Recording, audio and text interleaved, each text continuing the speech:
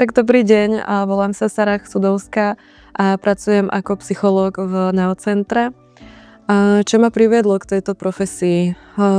Tak na začiatku štúdia psychológie to bolo asi hlavne o tom, že som potrebovala nejakú výšku, že som vedela, že psychológia je zaujímavá. Vlastne som nevedela, akou cestou sa reálne po škole vyberiem. No a zlomový bod prišiel niekedy vo 4. ročníku na vysokej škole, keď som absolvovala prvú prax v psychiatrickej nemocnici. Vtedy som videla, akou zmenou si tí pacienti dokážu prejsť pomocou psychoterapie.